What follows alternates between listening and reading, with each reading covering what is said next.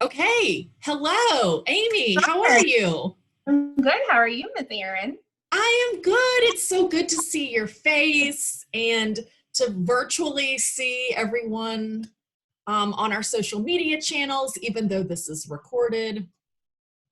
Yeah, since Facebook wanted to mess up our Facebook Live feature, so we can't Zoom like live People, together. right?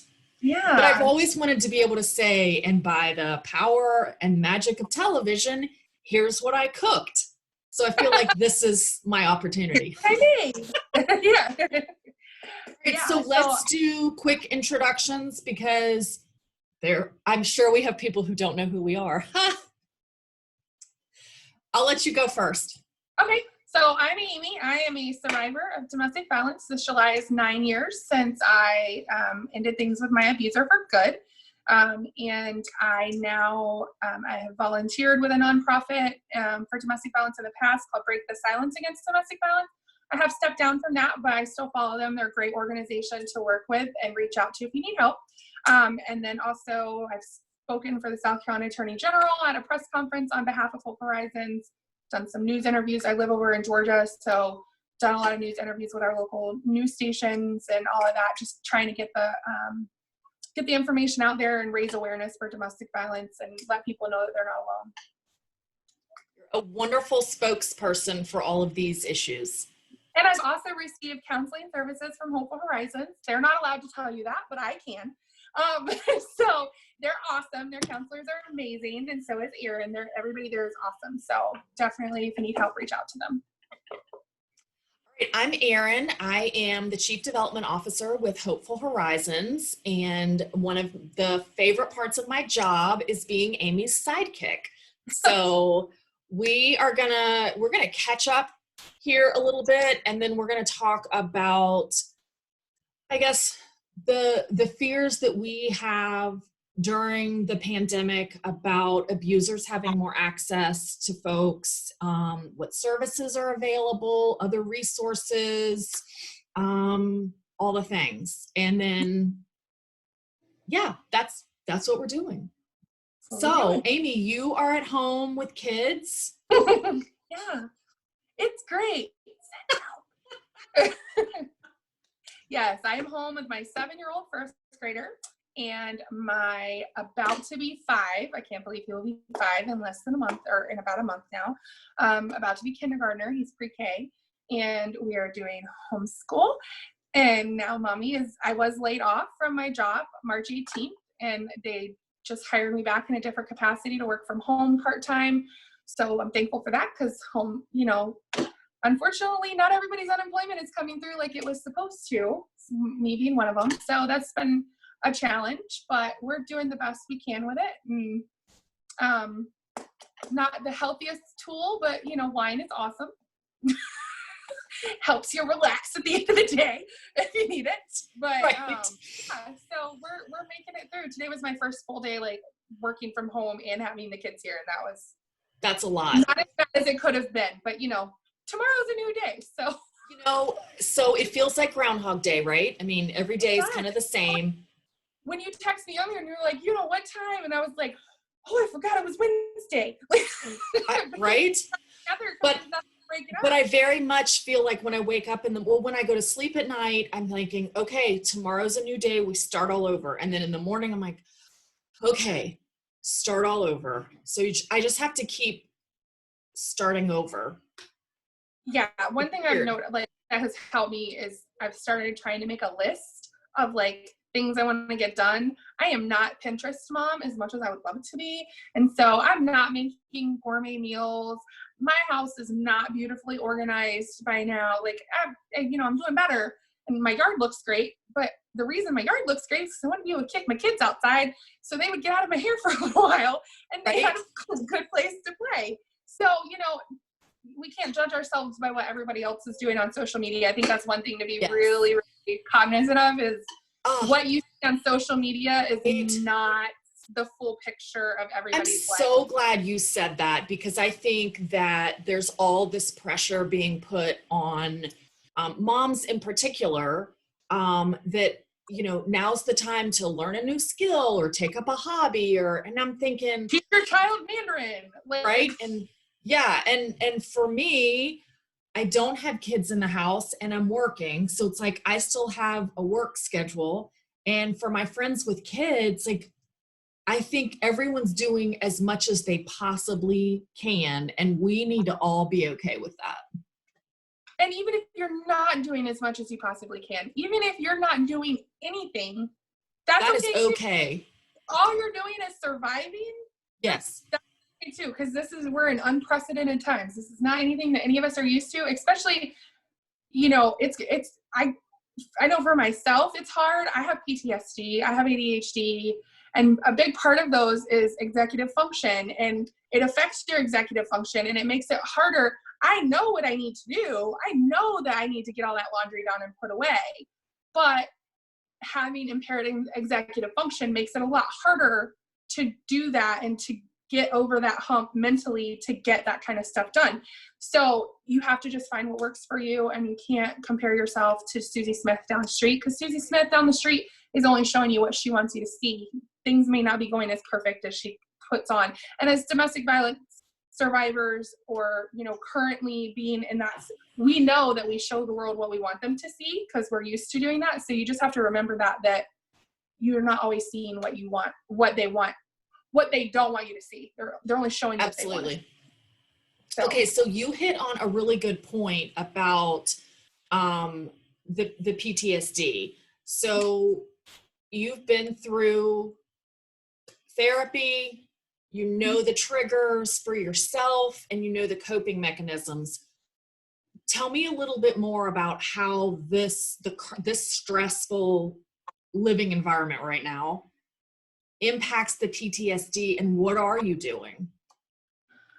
I mean, for me, it's more so my anxiety aspect that's triggered, because I feel like I'm not doing enough, or I'm doing, or I have to YouTube how to teach my first grader math. That just drives me insane. Common Core is just awful. Another beast. And so it's stressful for her, it's stressful for me. And, none of us were prepared for this. And so I think that's more so where my issues come in, is the anxiety. I know I'm having issues sleeping at night, shutting my brain off, because I'm constantly worried about money and paying bills. And yeah, everybody's like, oh, you're going to be getting a stimulus check. Well, I've still been unemployed for a month. Right. The bills don't stop. The bills don't stop. Yes, they're trying to help you figure things out, and they're offering plays, and nobody can be evicted, and da-da-da-da. But not everybody. So I've seen some women. I know a friend of mine who, she's now divorced from her abuser, but it was his year to claim the children, so he got all the children's stimulus money this year. She didn't get it, and it went into account because they still have a joint account, but he immediately transferred it out and sent it to his new girlfriend. So she's a small business owner who's currently basically unemployed. She's been denied for the unemployment through small business. And so that stimulus money that everybody's supposed to be getting, it's not going to everybody. I've seen people on social media sharing that somehow, for whatever reason, they were, living with their parents at the time, didn't have their own bank account. And when they filed their taxes, they had it direct deposited to their parents' bank account. But now their parent is refusing to send them the stimulus money that went into their account because they weren't able to update it with the IRS that they had. So, we got to be mindful of all that too, that not these stimulus checks, that's not helping everybody. And a lot of people are still going to be really stressed out about money, especially if they're in an abusive situation. Absolutely. Absolutely. And I think too, one of the big concerns that we're talking about at Hopeful Horizons is abusers now have a lot more access to their victims, whether it's child abuse, domestic violence, or sexual assault. And I know I worry about the clients that we work with and the clients that maybe we're going to end up working with. Because they're probably not in a position where they can just pick up the phone and call us. And I think that is weighing very heavily on people in this work. So one thing that I've seen on social media that I really liked, and then I saw somebody's response to it that really bothered me, was, I don't know if you've seen this, Erin, where people are sharing, you know, if you're in an abusive relationship or an abusive situation right now and you're quarantined with your abuser and you need help, message me and ask if I still sell this or if I do this. And if you ask me about that, then I'll know. Here's joys of quarantining. Outside, please. I'm getting All good. This is reality for so many of us. Keep it going. They're saying, you know, message me about this and I'll know to check in on you. But if you ask me about this specifically, like an eyeliner, then I'll know that you need help and to get help to you. And I saw somebody respond who was a survivor, and everybody is entitled to their own opinions. But she was like, oh, these people sharing this are just looking for attention and they don't care about you really. They're just wanting. And I feel like if I was in an abusive situation, yes, you know, that isn't going to be my first thought necessarily, especially if I'm in the middle of getting beaten up. You know, my first thought is probably going to be to try to get 911.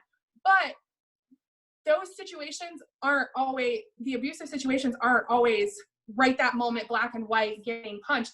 And you don't always have access to a cell phone that can make phone calls, but you might have access to a tablet. You might have access to a laptop, but you don't have access to a cell phone that can call nine. Like, there's so many things. And so if you're scrolling through Facebook and you haven't necessarily disclosed that you're in an abusive situation, whether it be with a parent or a loved one, you know, intimate partner, seeing that might plant the seed for you that that person might be a safe person that you can disclose to, whether ultimately they're seeking attention or not. At the end of the day, we'd rather you be alive. And if you don't know who you can trust, that might help. And one of the ways that you had sent me an article from Teen Vogue, and one of the ways that they had said they had recommended to start, you haven't disclosed, to try and identify good people who you can trust to disclose to, was to kind of start this conversation off with, you know, I have something I really want to talk to you about, but can we keep it, you know, between us, and not lead in with, my dad beat me last night, but kind of, or you know, my boyfriend did this. Say, you know, I'm kind of having a hard time with my dad, you know, when he drinks a lot, you know, he gets really mean and he can hurt me sometimes. And like, cause and depending on how they respond is going to be, very telling. If they minimize it and they're like, oh, I'm sure it's nothing, then, you know, that's probably not somebody Not your person. Yep. Yeah, but we're going to post this. We're going to post the Teen Vogue article. I thought it was excellent, and I love that they were so specific about how to start this conversation with your friend, your coworker.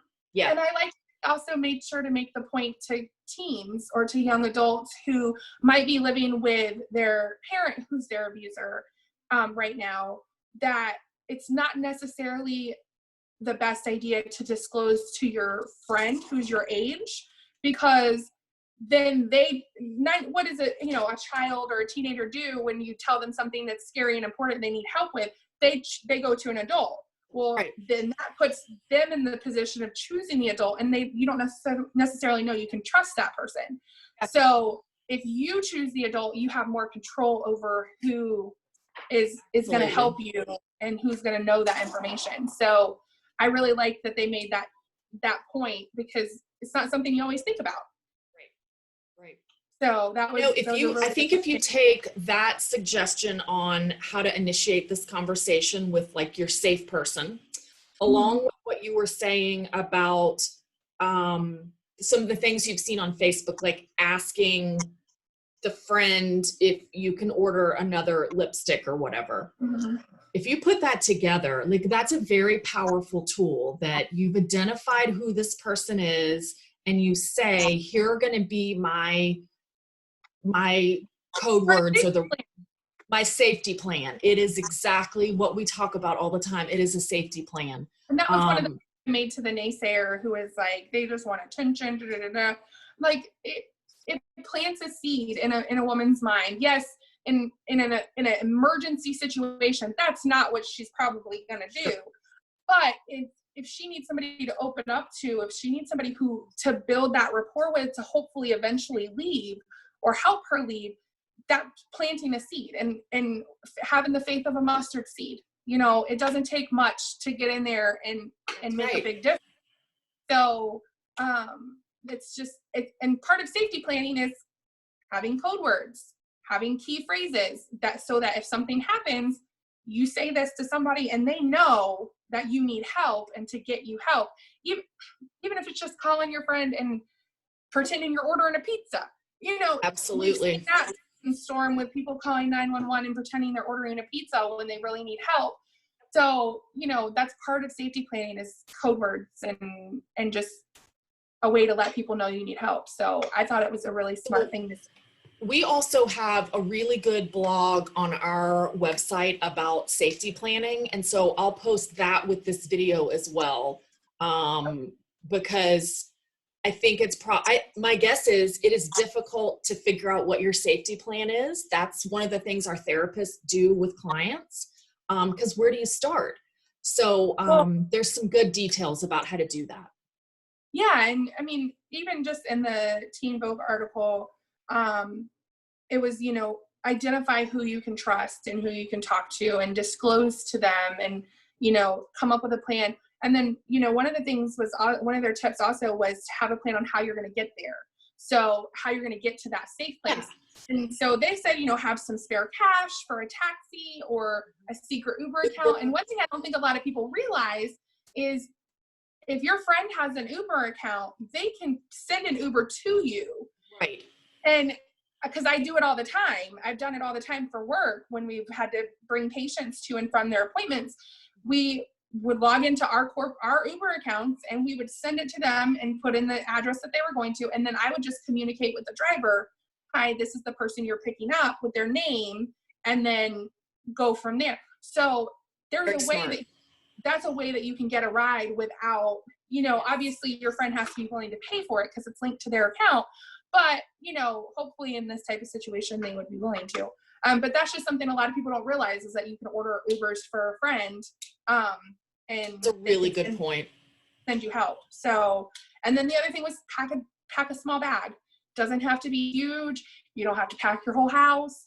You know, pack a go bag, which is always something we include in safety planning. But in the Vogue article, it said to include protective equipment like sanitizer and, you know, a homemade mask or something. If you have access to that kind of stuff, that might be good to include in there. But, you know, just something with basic toiletries, you know, a change of clothes, a cell phone charger, extra cell phone charger. Okay, so I have a question about that. So, and you don't have to have an answer. Where do you put that if you are in an abusive situation? You and I have talked about this before on a previous call, and you know, it all is going to depend on who you identify as your safe place or where you're going to go. Yeah. So if if you have a neighbor who you're going to run to, if you need help, hide it at your neighbor's house. If you have your own car, hide it in your car, you know, try and stash it under a seat or stash it like in the wheel well where your spare tire is. Good idea. You know, okay. Have a trusted friend, even if you're not going to that friend's house, you have someone who can hold that bag for you should you need to leave quickly. Because if you're in a crisis moment, you're not going to have time to pack and remember. And like I said, you don't have to take your whole makeup bag, your hair straightener, hair dryer. This is supposed to be discreet, something to get you out and have basic necessities until you can get more done.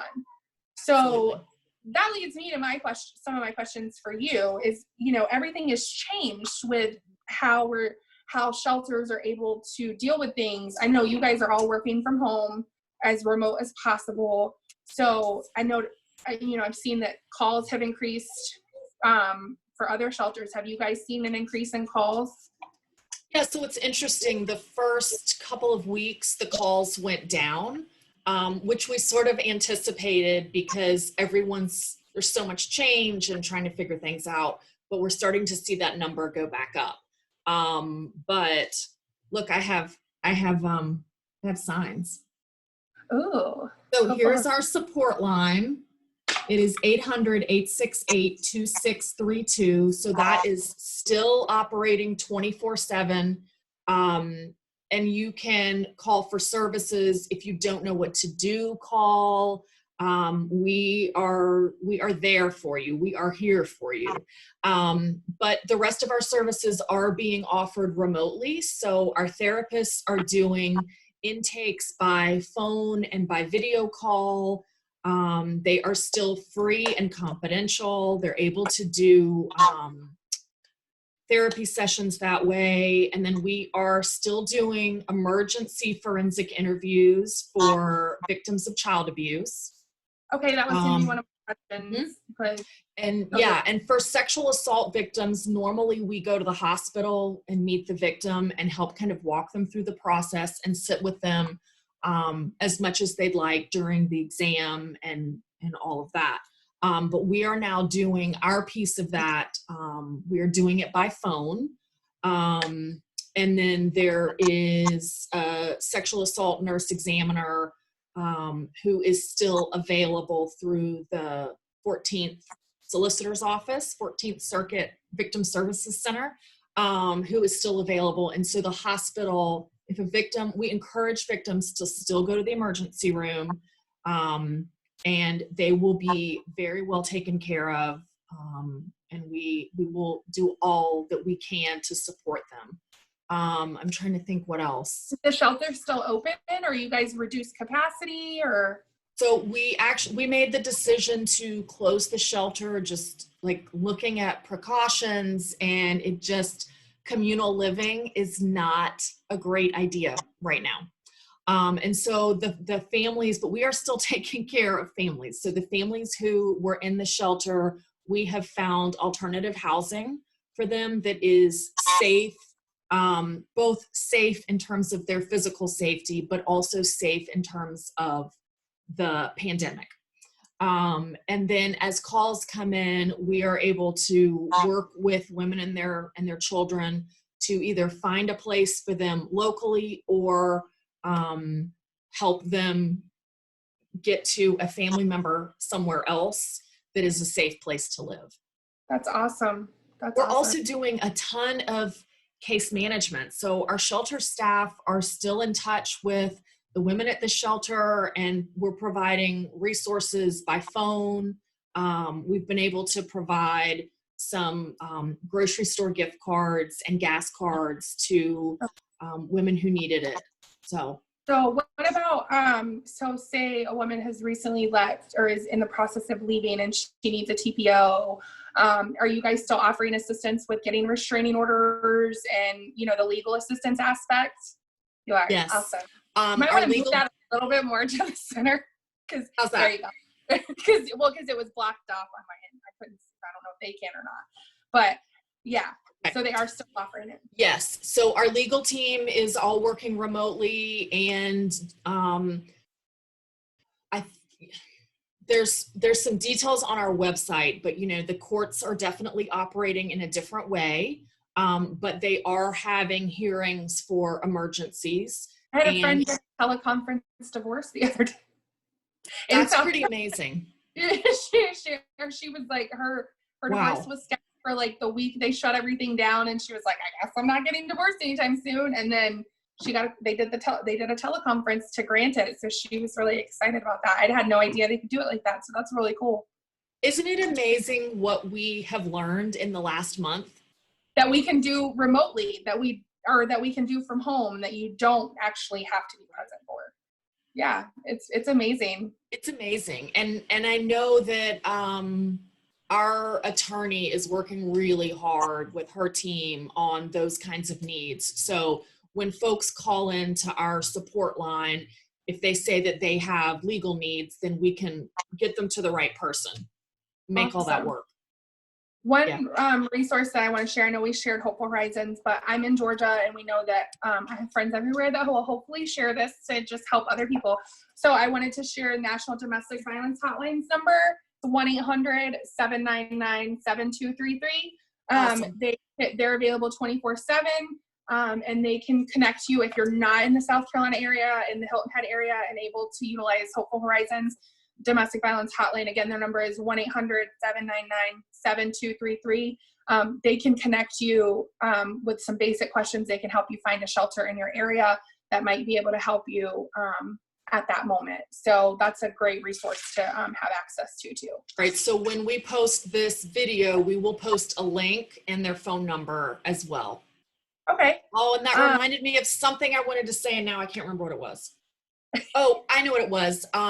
Just a reminder. So if you are watching this and you need our services, Hopeful Horizons covers 5 counties, Beaufort, Allendale, Colleton, Jasper, Hampton.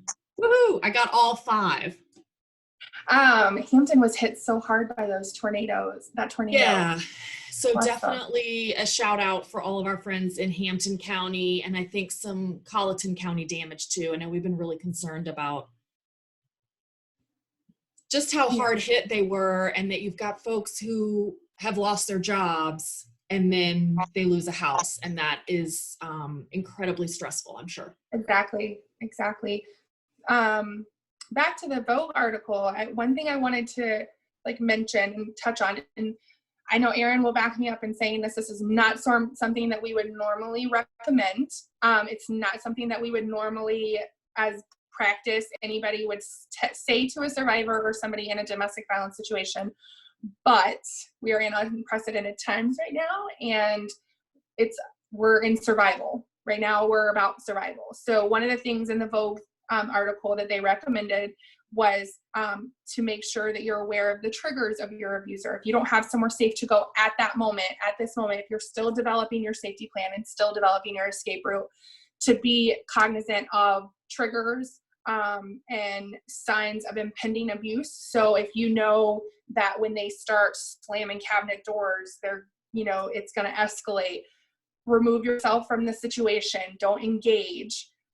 And then you say that, and then there's a double-edged sword where there's some abusers where if you don't engage, it still escalates and gets worse. So also be aware if you have, if there's a friend or family member that's close with your abuser who can usually talk them down or talk some sense into their head, try to get that person on the phone to help calm them down if you can. But try and avoid engaging or escalating it if you can, because you want, in no way, just to be clear, I want to make sure we're absolutely clear. Nothing you have done warrants any type of emotional or physical abuse, ever. It is not your fault. It is in no way am I saying it's your fault. But right now, a shelter isn't always right. Hopeful Horizons isn't available right now. There's not a shelter available right now to go to.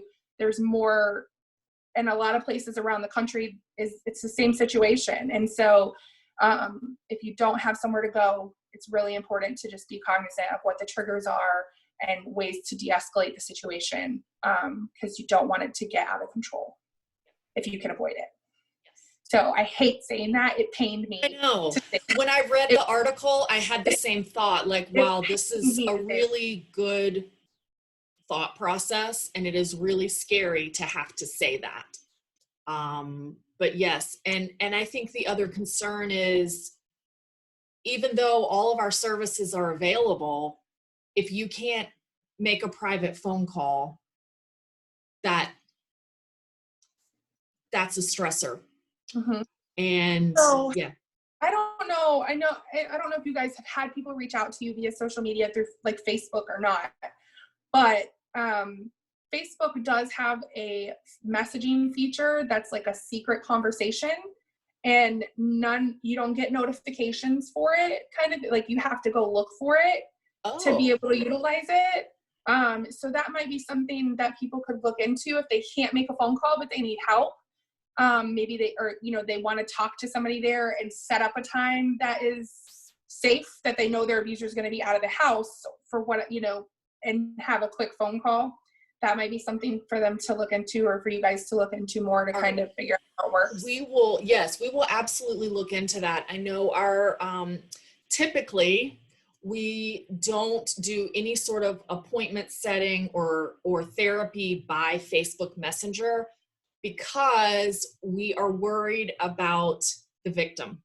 So if the abuser has your phone and sees that you've contacted us through Messenger, that could be a safety issue. So, so we're always very cognizant of that, but I will look into this and see. I'll send you a secret message. That would be great. Do some secret scroll stuff and test it out. So you can see how it works. It's something that you could do. So the other thing we wanted to talk about, we're trying to stay on track. In case you haven't seen an episode of Erin and Aimee in the past, we like to talk. So we're trying to stay on track. So the other thing we wanted to talk about was self-care during quarantine, because that's going to be another thing that's going to be vital in surviving this whole mess, especially for people who have been in traumatic experiences or who have been isolated from friends and family in the past or currently. So just some self-care tips. I did a little bit of research prior to mine and Erin's call to kind of come up with some tips to tell you guys. So one main thing is like taking time to unwind. So stepping back, read a book, write, color. I've been coloring a lot lately. I love my adult coloring books. We've got massive amounts of color pencils and pens and watercolor pens and crayons. So I've taken probably about 20 minutes every day and sat down and just colored. It's really good to help calm your mind, especially if you have ADHD, PTSD is great for that.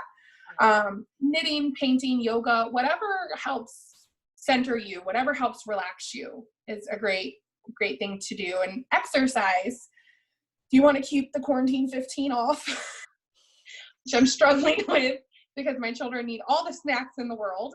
So do we. Exactly. So in getting out, exercise, a lot of the like virtual exercise companies and stuff are offering free memberships for 90 days, or Planet Fitness I know is doing virtual workouts if you're a Planet Fitness member. So getting outside, go for a walk. The vitamin D alone is going to help you, perk up.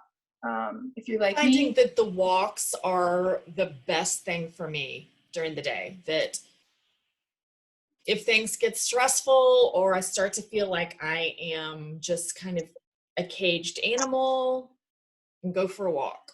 Yeah. And if that means taking the kids with you for a walk, because I know it's really hard as a mom to find time for yourself. Mama's homeschool PE class today, because like we're going to get out of the house and go for a walk or go ride their bikes, something for, 30 minutes just to get out of the house. And then, if you tire out the kids, hopefully they sleep better. So, right. Go to sleep early.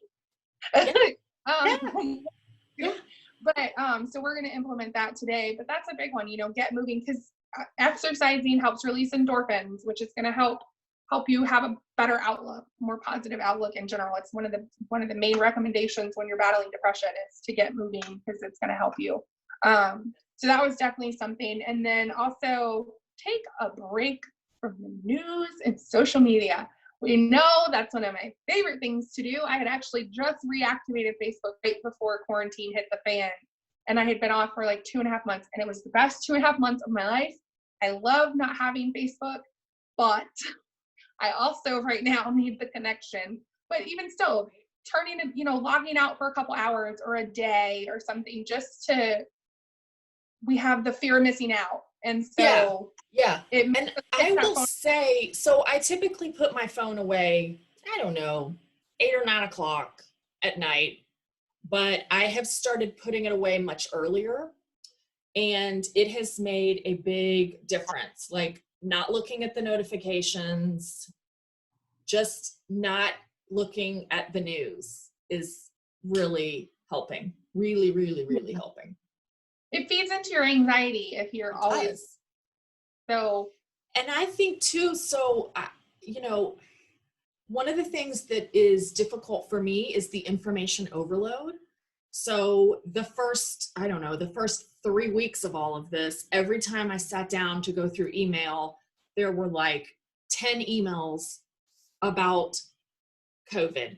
And it was professional stuff, personal stuff. I mean, it was just, and I was like, I can't do anymore. And so I just deleted.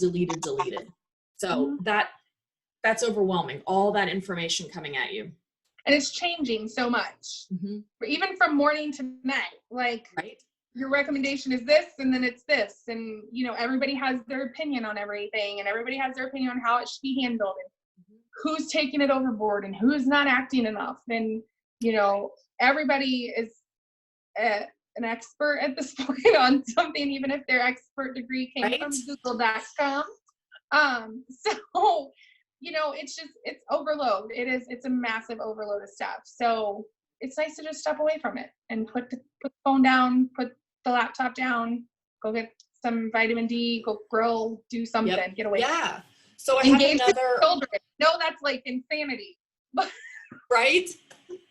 I have another self-care idea from a friend of mine. So shout out Megan. Make a list of the things you're looking forward to when this is over. Like not in your head, make a list, write it down. And maybe your kids get to do the same thing. Maybe it's kind of a family activity. And I think we're really excited to go to the beach. Like I think you guys' beaches are open. I can't remember who's open, who's closed because it keeps changing. But that we had bought a big wagon, we had bought a really cool beach tent. Like our plan was to go every week, every Thursday and Friday for the day. And so I bought him a pool, but still, it's at the beach. So that's what we're really excited about, is to be able to go to the beach and hang out and be in the sun. Yeah. So that's a good little daydreaming project, right? Like, yeah. All right. I think we are coming up on our max time here.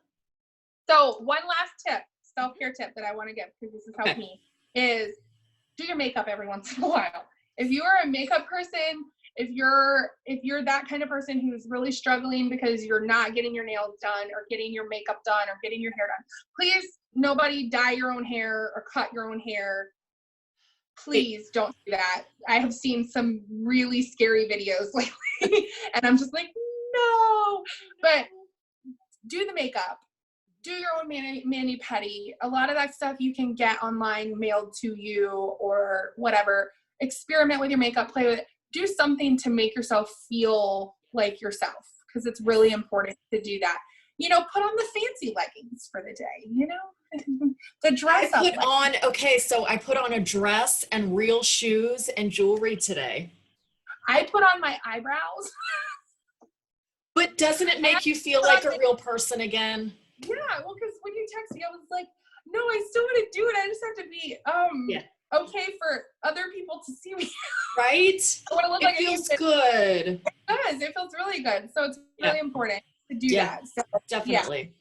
Awesome. Yeah. All right. So let's show phone numbers one more time. So if you're in the Low Country, South Carolina, let's make sure that I've got that up. Here's your number for Hopeful Horizons, 24/7. And Aimee, for everyone else, there we go. National Domestic Violence Hotline, 1-800-799-7233.